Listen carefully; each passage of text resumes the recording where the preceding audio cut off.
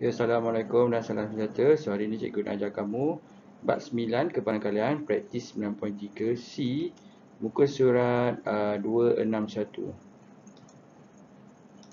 Okey. So, diharapkan semua pelajar dah bersedia lah.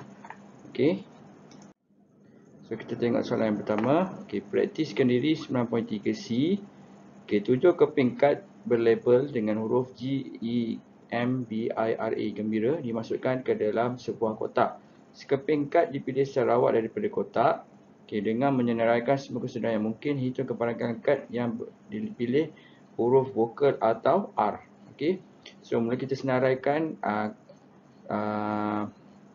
kesudahan yang mungkin lah untuk kita dapatkan huruf vokal ataupun R. So, jadi huruf vokal kat sini adalah E. So, kita tulis E. Lepas tu tulis I. Lepas tu A. So, ini adalah huruf vokal. Lepas tu untuk R ada satu je. So, sini. So, jadi kesudahan yang mungkin adalah E, I, A, R. Okey. Kemudian kita cari kebangkitan kalian untuk mendapat huruf vokal. So, huruf vokal kat sini ada 3. Okey. E, I, A. So, jadi 3 bahagi dengan. So, ada berapa kad kat sini? Jumlah dia ada 7. So, 3/7. Okey. Kemudian untuk R pula. R ada 1. Dan so 1 per, so jumlah dia kat sini ada 7, so 1/7. So jadi untuk atau kita kena tambah ya. So kebanyakan untuk huruf vokal atau R adalah 3/7 campur 1/7, so dapatlah 4/7. Okey, boleh tekan kalkulator. Okey, seterusnya kita pergi ke soalan nombor 2. Okey, soalan nombor 2. Okey, dua kotak huruf berlabel K dan L masing-masing mengandungi 4 keping kad berlabel huruf seri ya, SER seri, dan 3 keping kad berlabel 456. Sekeping kad dipilih secara awal dari kotak K dan L. Okey, senaraikan semua kesudahan yang mungkin, hitung kebenaran mendapat huruf S dari kotak K atau gandaan 3 dari kotak L. So jadi dalam kotak ni kita akan dapat seri, yang ini akan dapat 456. So untuk menjawab soalan ni kamu kena buat table macam ni. So SERI ni 456. So jadi kad pertama katakan kita dapat S, yang kedua kita akan dapat 4. Okey, kemudian yang ini kalau yang pertama S, yang kedua kita akan dapat 5 lah. So S ni yang pertama S, yang kedua 6. So jadi dalam ni cikgu senaraikan apa yang dia nak lah, iaitu dia nak huruf S dan gandaan 6. So jadi untuk S, S dengan yang ni lah, S dengan, sebab kalau cikgu ambil E, dia bukan dalam yang syarat yang dia nak. So jadi kita tak payah tulis. Tapi kalau kamu nak tulis pun tak apa, tak ada masalah. So jadi dia ada S4, S5, S6. Okey, so, sebab dia kata atau, so sekurang-kurangnya mesti ada S. Okey, so S, S, S. Kemudian untuk E6, okey, sebab apa E6 ni boleh? Sebab dia kata dia nak itu kamu dapat huruf S dari kotak K atau gandaan 3 dia. So jadi kenapa E6 kita ambil, walaupun E ni bukan S, tapi dia kata atau. Okay, so atau gandaan 3. So jadi 6 ni gandaan 3, so kita ambil ni. R6 pun kita ambil sebab ada 6. 6 ni genap. Yang ni I ni 6 ni kita ambil sebab 6 ni genap. So sebab kita ambil 6. So jadi kesudahan dia ada berapa kesudahan yang akan berlaku? 1, 2, 3, 4, 5, 6. So ada 6. Okay, bahagikan dengan semua kesudahan yang akan berlaku. So ada 1, 2, ada berapa kotak ni. So jadi ni ada 3. So dia ada 4, so 4 darab 3, 12. So ada 4 kejadian yang akan berlaku. So 6/12. So kita tekan kalkulator, kecilkan, dapatlah 1/2. Okay, kemudian kita pergi ke soalan nombor 3. Okay, kebarangkalian Jessie dilantik sebagai pengerusi kelab J dan ketua rumah sukan masing-masing ialah 3/8 dan 2/9. Okay, lengkapkan gambar Raja Van di sebelah untuk mewakili hubungan kebarangkalian Jessie dilantik sebagai pengerusi kelab kewangan dan ketua rumah sukan. Okay, so jadi mula-mula kita cari yang tengah-tengah dulu ya. So nak cari yang tengah ni dan so dan ni kita kena darab lah. So ni cikgu tulis P kebarangkalian dipilih menjadi pengerusi kelab kewangan dan ketua rumah sukan. So jadi 3/8 darabkan 29, so dapat 1/12. So tengah-tengah ni, yang ni lah.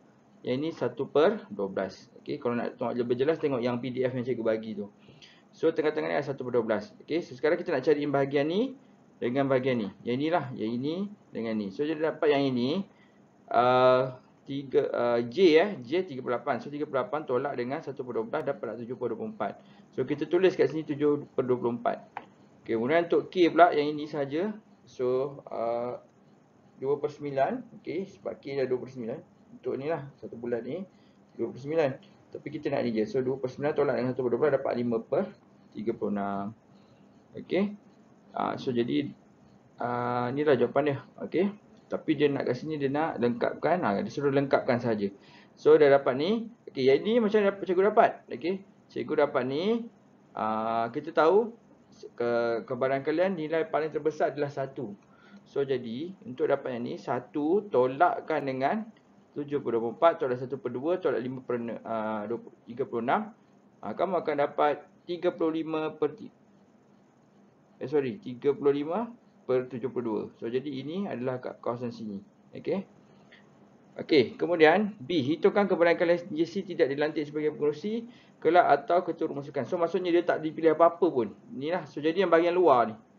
Ini kalau dilantik sama ada J atau K atau yang dua-dua dia jadi terpilih.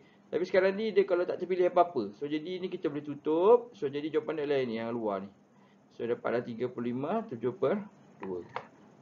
72. Sorry. Okay, kita pergi soalan terakhir. Okey, Persatuan Geografi SMK Cerdik mengadakan rombongan lawatan sambil belajar ke Kota Kinabalu. Kebarangkalian Mandy, Gita menyertai rombongan ini masing-masing ialah 4/7, 9/14. Lengkapkan gambar rajah pokok di bawah. Seterusnya hitung kebarangkalian hanya seorang daripada Mandy atau Gita menyertai rombongan ini. Okey, so jadi kalau Mandy dia pergi, kebarangkalian dia 4/7.